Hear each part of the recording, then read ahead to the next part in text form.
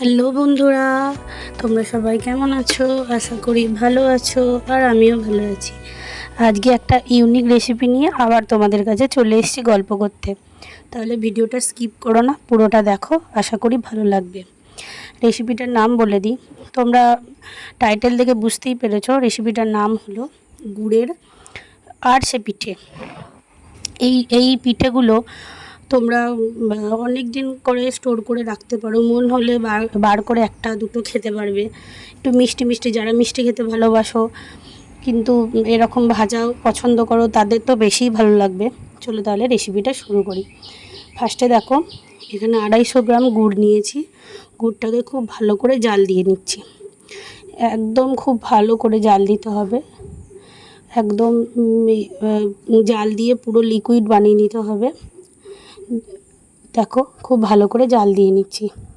দেখো এবার জলে ফেলে দেখিয়ে দিচ্ছি। জলে ফেলে যদি দেখো হাতের মধ্যে আঠা বেঁধে যাচ্ছে, তখনই বুঝবে গুড়টার পাকটা হয়ে গেছে। এবার এর মধ্যে আতপ চালের গুঁড়ো অল্প অল্প করে মেশাতে হবে। আতপ চালের গুঁড়োটা আমি কীরকম করেছি তোমাদের বলে দিই।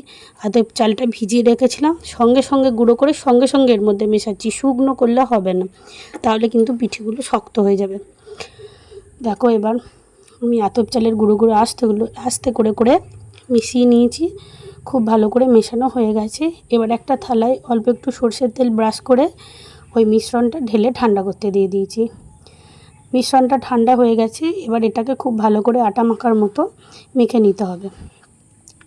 আটা মাখার মতো মেখে নিয়েছি হাতে একটু তেল দিয়ে। এবার এটাকে ছোট্ট ছোট্ট লেচির মতো কেটে নিয়েছি অল্প করে। দেখো অল্প করে ছোট্ট ছোট্ট লেচির মতো কেটে নিয়ে হাতের সাহায্যে গোল করে চ্যাপ্টা করে দিতে হবে। তোমরা যেমন খুশি শেপ দিতে পারো, এইভাবেই শেপটা দেয়।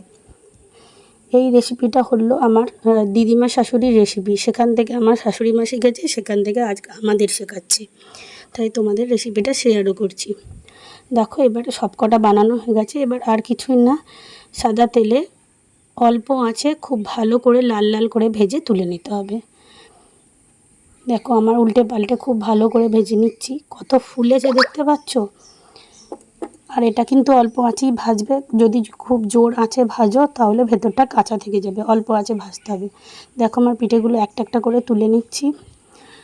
হয়ে গেল আমাদের তাহলে গুড়ের আরশে পিঠে। এরকম পিঠে যদি তোমরা দেখতে চাও বা আমার রেসিপি যদি তোমরা দেখতে চাও, তাহলে আমার চ্যানেলটাকে সাবস্ক্রাইব করে দেবে। ফেসবুক থেকে দেখে থাকলে পেজটিকে ফলো করে দেবে।